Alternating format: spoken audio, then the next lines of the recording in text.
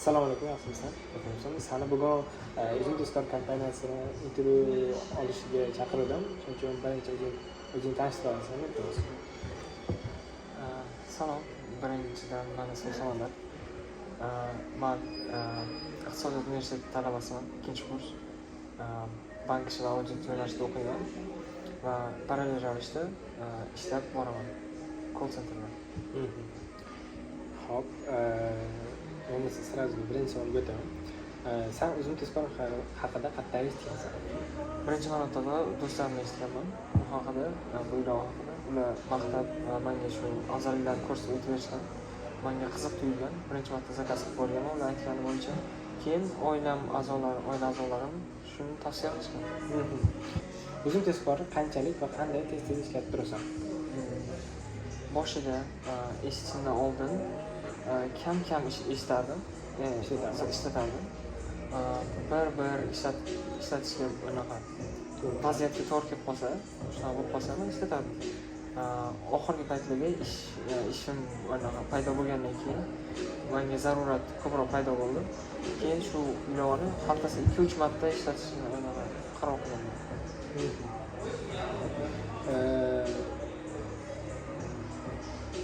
Uzum Tezkorni tez ishlab tursang, nima sababdan Uzum Tezkorni boshqa brendlar orasidan tanlagansan? Boshqa brendlardan farqli tomonlari ko'p. Buni aytib berishim mumkin. Birinchidan bu ularning tezligi, boshqa ilovalarga qaraganda ular tezroq yetkazib berish xizmatiga ega. Va ikkinchidan bu xodimlarning xushmuomalaligi. Har doim ular kelsa narsalarni bizning uyimizgacha yetkazib berishadi. Misol uchun biz 2-qavatda yashasak, 2-qavatgacha olib chiqib berishadi. 5-qavatda yashasa, 5-qavat bo'lsa, 5-qavatgacha chiqib narsa qilib berishadi. Shunisidan xursand bo'ladi. Va afzalliklar shunday bo'ladi.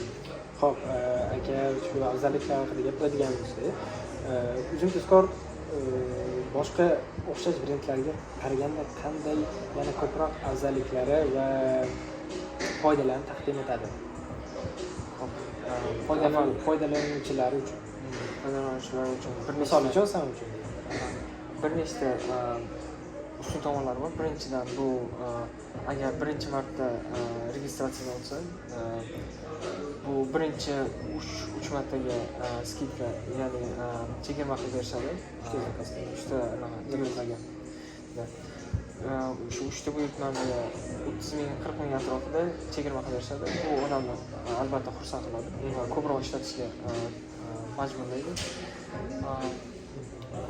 Ikkinchi afzalligi shu aytganimdek, bu agar kech qolib kelishsa, ular promokod taklif qilishadi va bu ham bir yana bir ustun tomoni deb o'ylayman. Agar sizdan ko'chada yoki o'rtoqlaringiz sizdan Uzum Tezkor haqida Uzum Tezkorni tavsiflab berishingizni so'raganda, siz qanday Uzum Tezkor xizmatlarini qanday tavsiflab beradingiz? Xo'p, birinchi navbatda men tezligi tomonidan ularga tushuntirishga harakat qilardim. Chunki boshqa ilovalarni ishlatib ko'rdim va ularni farqi shundaki, ular sekinroq kelishadi. Misol uchun qo'shilmasdan va shu narsa eng katta ularning yutug'i deb o'ylayman va shu tomondan ularga taqdim etishim mumkin, tavsiflab berishim mumkin. Ikkinchi tomoni va ularning aytganda xodimlarning ijodkorona ovqatlarni olib kelib berishi, ovqatlar to'kilib ketmasligi, sifatli yetib kelishi. Shu tarafdan rasm beramiz. Xo'p, sifat haqida gapirdik. Endi gap narx va qiymatga keladigan bo'lsak, Uzum Tezkor yaxshi narx va qiymat taqdim etadimi boshqa brendlarga qaraganda ko'ra? Yaxshi savol berding. To'g'ri aytganda, o'zini narxiga sifati mos keladigan ilova bu va xizmat o'zini oqlaydi narx jihatdan. Agar qiymat jihatdan aytadigan bo'lsak, bu ancha arzon boshqa ilovalarga qaraganda va o'zining sifatini yuqori darajada olib boradi. Ilova tomonidan aytadigan bo'lsak, ilovasi ancha soddalashtirilgan. Oddiy odam ham kirib, misol uchun zakaz buyurtma berib, o'zini xohishidagi ovqatni tanlab oladi. buyurtma berish mumkin. Hop.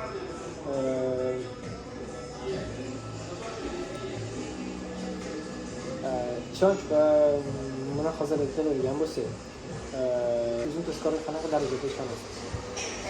Ishonch darajasiga keladigan bo'lsak, ishonchim da o'zim tajribamdan kelib chiqib aytishim mumkinki, bu ancha ishonarli bo'lgan ilova. Chunki bir necha marta ishlatganman, biror marta pand yemaganman. Har doim o'z sifatiga javob bergan va vaqtida yetib kelgan. Men o'zim eshitganman va shu buyurtmani dastavkada bo'lishgandan keyin oxirida prilojeniyada o'zi so'ragan. Shu o'zi tizimi qanaqa darajada yaxshi ishlaydi? Tajribamdan kelib chiqib man shuni aytsam bo'ladiki, bu ancha yaxshi ishlaydigan tizim. Chunki har doim men yuqori ballar qo'yib kelganman.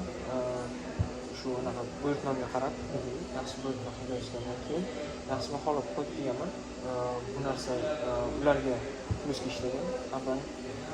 Va men uchun ham bu ijobiy tomondan yaxshi ko'rsatadi. Men yaxshi klient sifatida ularga yaxshi baholash narsa qilgan uchun. Mayli.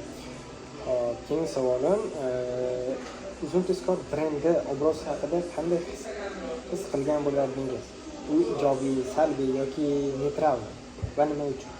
Men uchun ancha ijobiy. Chunki ishlatib turganim sababli ancha bilaman.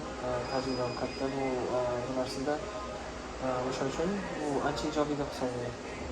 Keyingisi qaror qabul qilish jarayonini gaplashadigan bo'lsak, uzun tezkordan xarid qilishda qaror qabul qilish jarayonini tushuntirib bera olasanmi?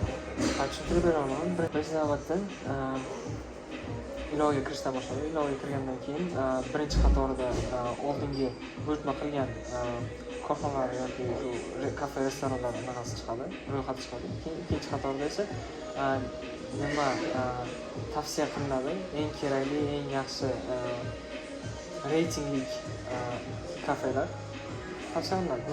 O'shalarning orasidan tanlayman yoki o'zimga yoqadigan yoki qimmatroq bo'lsa bo'lishi mumkin bo'lgan kafe, restoranlar tanlash mumkin.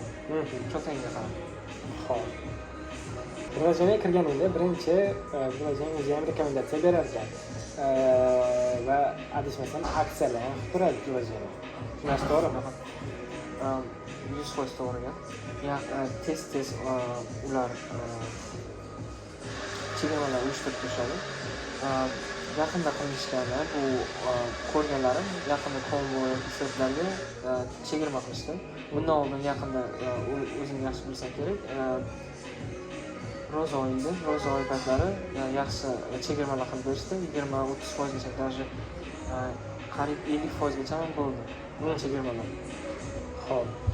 Uzun tezkor ko'p chegirma aksiyalar qiladigan bo'lsa, mana brendning aksiya va chegirmalariga qanday qaraysan?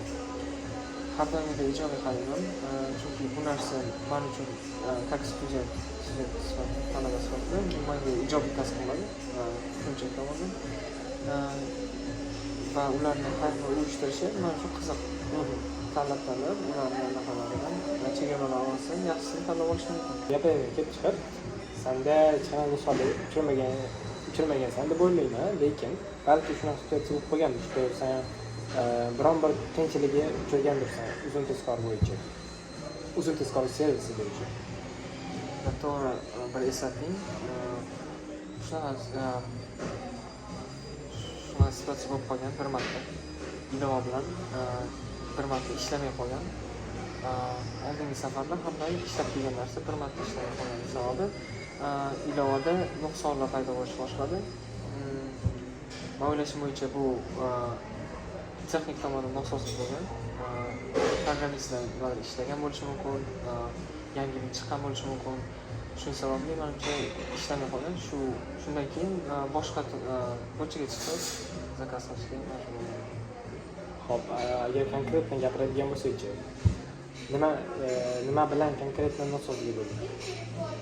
Xo'p, aniqroq qilib aytadigan bo'lsak, men zakaz qilmoqchi bo'lgan taomim kirsam shu restoranning anaqasiga, ilovasiga bor deb ko'rsatilgan, ammo zakaz qilgandan keyin tushunib yetganmanki, u ma'lumot noto'g'ri ko'rsatilgan ekan. O'sha taom zakaz qilganim yo'q ekan taomnomada. Lekin qayerdan bilgansan? chunki menga bir necha daqiqadan keyin telefon bo'lgan.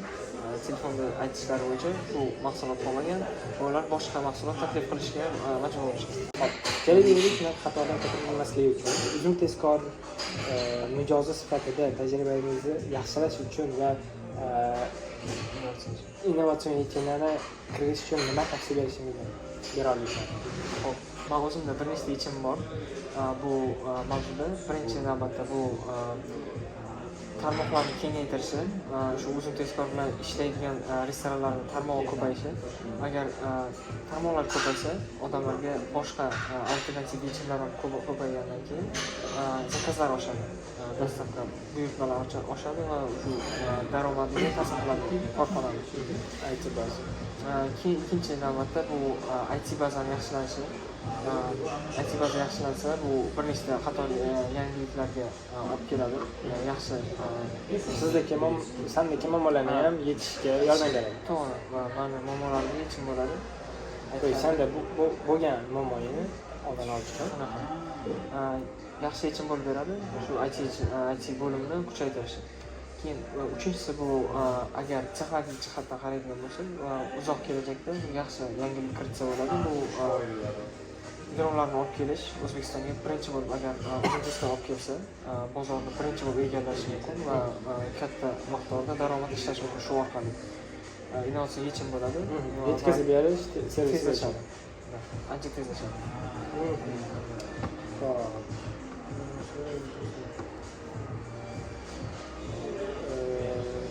Yaxshi g'oyalar bor ekan. Sanda lekin kelajakdagi narsa bo'lsa, hozirgi vaqtda o'ylaydigan bo'lsak, hozirgi vaqtda konkretman mana shu yarim yillarning ichida biror bir narsani uzum tezkor servisida o'zgartirish xohishing bormi? Mani bir xohishim bor. Bu ilovani xavfsizligini kuchaytirish. Chunki biz bilamiz, ilovalar orasida xavfsizlik O'zbekistonda juda ham past. Shu agar odamlar ma'lumotini xavfsizligini juda ham yaxshi qilib ta'minlansa, bu juda ham reputatsiyasiga korxonani yaxshi ta'sir qiladi va mana shunaqa qiyin vaziyatlardan chiqib ketishga ancha oson bo'ladi. Misol uchun, mashinaniklar san telefon nomering orqali senga chiqmaslik uchun tasodifiy hodisalardan yiroq qoldiradi yoki har xil problemadan yiroq bo'lasiz. Hop, shu bilan meni savollarim tugadi. O'shaning uchun umumiy bitta xulosa bersang, maqsadga muvofiq bo'ladi. Men suhbat davomida bir nechta afzallik tomonlarini aytib o'tdim va bir nojo'ya hodisa bo'lganini ham eslab o'tdim. Shundan kelib chiqib aytsam bo'ladiki, bu ilova ancha menga foydali va ancha afzalliklarga boy ilova va